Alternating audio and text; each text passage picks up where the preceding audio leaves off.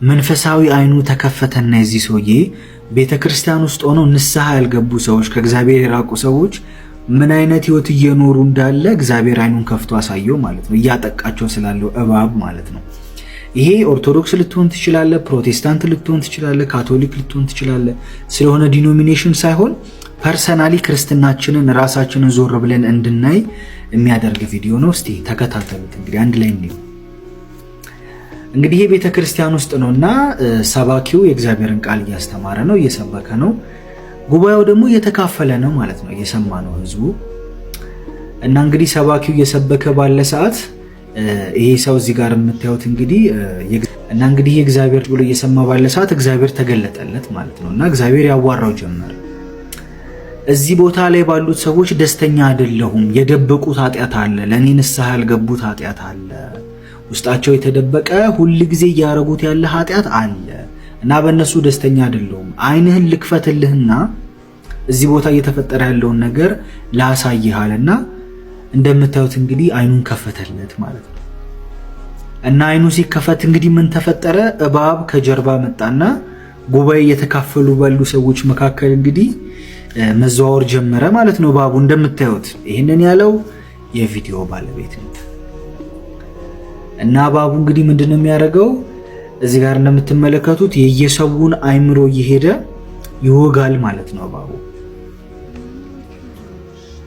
ሰዎች የእግዚአብሔርን ቃል ሲማሩ ተስፋ ነው ሊኖራቸው የሚገባው። ህይወታቸው ዴሊ እየተቀየረ ነው ሊመጣ የሚገባው። ትላንት ከነበሩበት ነገር እየተሻሻሉ ወደ እግዚአብሔር እየቀረቡ መንፈሳዊ ህይወታቸው እያደገ ነው መምጣት የነበረበት። እንግዲህ በእያንዳንዱ የክርስቲያን አይምሮ ውስጥ እባቡ መርዙን እያስቀመጠ ነው ማለት ነው እዚህ ቦታ ላይ። ለምን? ሰው ሁሉ ንስሐ ስላልገባ በከንፈሩ እግዚአብሔርን ያከብራል እንጂ ልቡ ግን ከእግዚአብሔር የራቀ ስለሆነ ማለት ነው። የሆነ የቤተ ክርስቲያን ፕሮግራም ሲኖር እዛ ቦታ ይገኛል እንጂ ህይወቱ ቢመረመር ከእግዚአብሔር በጣም የራቀ ህዝብ ስለሆነ ማለት ነው። በጨለማ ቁጥጥር ስር የሆነ ሰው ከኃጢአት ብዛት ከድካም ብዛት በጨለማ ቁጥጥር ስር የሆነ ሰው ስለበዛ እዚህ ውስጥ እባቡ እንደምታዩት የእያንዳንዱን ሰው አይምሮ እየሄደ ይነድፋል ማለት ነው። ይሄ የት ነው? ቤተ ክርስቲያን ውስጥ። ይህንን ያለው ደግሞ የቪዲዮ ባለቤት ነው። እሺ። እና የሰውዬ ግራ ገባው እየተፈጠረ ባለው ነገር። ከዛ የሚደረግ የነበረው ፕሮግራሙ ሲያልቅ፣ ስብከቱ ሲያልቅ የሚሰብክ የነበረው ሰውዬ ጋር ሄደና አይኔ ተከፍቶ እባብ እያንዳንዱን ሰው እየዞረ ሲነድፍ አይቻለው እና እዚህ ቦታ ላይ ያሉ ሰዎች በሙሉ ውስጣቸው የደበቁት ኃጢአት አለ፣ ውስጣቸው ትክክል አይደለም፣ ንስሐ መግባት አለባቸው፣ ግዴታ ነው፣ እግዚአብሔር አዝኗል ብሎ ነገረው ማለት ነው። በልበል ልትዳኛቸው አትችልም፣ ሰውን ጀጅ ማድረግ አትችልም፣ አትፍረድ ሰው ላይ አለው። እኛ በክርስቶስ ደም የተሸፈንን፣ ስለዚህ ምንም የሚመጣ ነገር የለም፣ ዝም ብለህ ሰው ህይወት ላይ ፍርድ አትፍረድ አለው።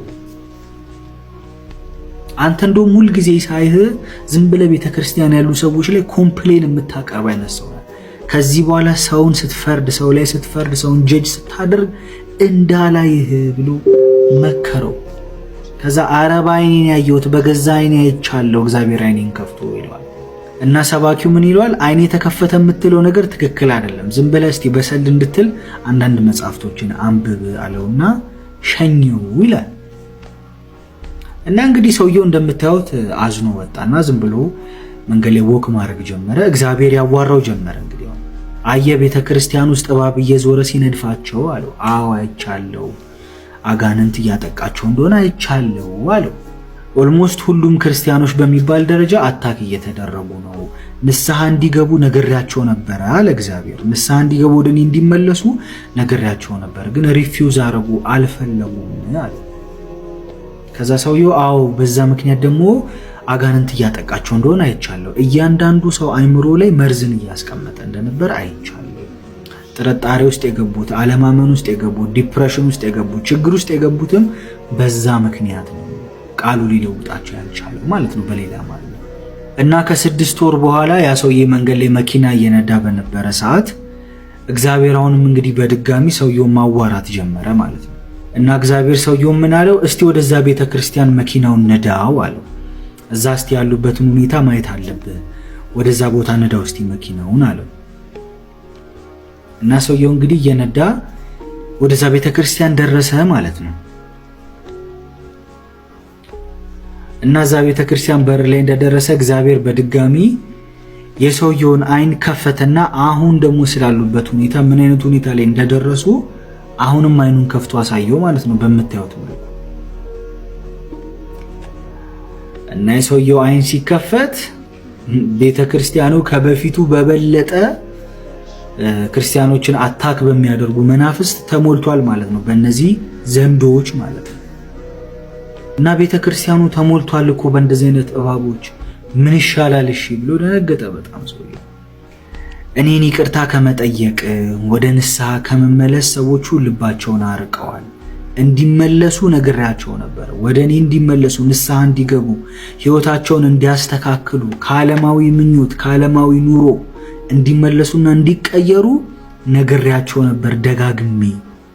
እነሱ ግን ቤተክርስቲያን ሄደው የሆነች ነገር ይካፈላሉ፣ ከዛ ወደ ቤታቸው ይመጣሉ፣ በኃጢአት ህይወታቸው ይቀጥላሉ እንጂ ወደ እኔ ለመመለስ ልባቸውን ወደ እኔ ለማቅናት አልፈለጉም። ሰዎቹ በከንፈራቸው ያከብሩኛል እንጂ ልባቸው ከኔ ርቋል፣ ለዛ ነው አለው። ስለዚህ ከዚህ ቪዲዮ ምንድነው የምንማረው? ሰው ኃጢአት ሊሰራ ይችላል፣ ሰው ሊበድል ይችላል፣ ሰው ሊያጠፋ ይችላል። ነገር ግን በንስሐ በመመለስ ፋንታ ይቅርታ ጠይቆ ንስሐ ገብቶ መንፈሳዊ ህይወቱን በማስተካከል ፋንታ በቸልተኝነት በዛ ኃጢአት ውስጥ ጸንቶ ከኖረ ግን ድጋሚ ለኃጢአት ባሪያ ነው የሚሆነው። ድጋሚ ሰይጣን የሱን ህይወት አታክ እንዲያደርግ ፈቃድ እየሰጠ ነው የሚሄደው። ብዙዎቻችን አሁን እግዚአብሔርን ንቀነዋል። እግዚአብሔር የልቤን ያውቃል፣ እግዚአብሔር እኔ ውስጥ ክፋት እንደሌለ ያውቃል፣ እግዚአብሔር ይረዳኛል፣ እግዚአብሔር ጥሎ አይጥለኝም። እግዚአብሔር ጥሎ የማይጥለን አብረነው ከሆነና በንስሐ የምንመለስ ከሆነ ነው። ስለጠፋው ልጅ ታሪክ እኮ ሲነግረን እግዚአብሔር አዎ ፈቃደኛ ነበረ ልጁን ለመመለስ። አዎ በር ቆሞ እያየ ነበር የጠፋው ልጅ እስኪመለስ ድረስ አባትየው። ግን የጠፋው ልጅ አስተውሎ መመለስ ነበረበት።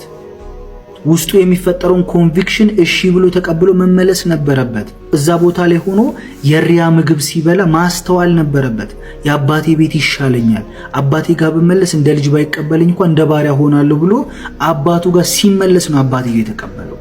ልባችን ሸፍቶ ባለበት እንደ ልባችን ኃጢአት እየሰራን እንደ ልባችን እርኩሰት ውስጥ እየኖርን እግዚአብሔር የልቤን ያውቃል ማለት ለኃጢአት ፈቃድ መስጠት ማለት ነው፣ ማመቻመች ማለት ነው። እሱ ጌታ ባንችል ኖሮ ተመለሱ አይለንም ነበር። ጌታ እኮ ሲናገር ንስሐ ግባ፣ ቀድሞ ታደርግ የነበረውን ነገር አድርግ፣ የቀድሞ ፍቅርን አድስ፣ አለበለዚያ መጣብሃለሁ፣ መቅረዝህንም ከስፍራ ወስዳለሁ፣ ብርሃኗን ወስዳታለሁ ብሏል እግዚአብሔር። እንደዛ ያለው መመለስ ስለምንችል ነው።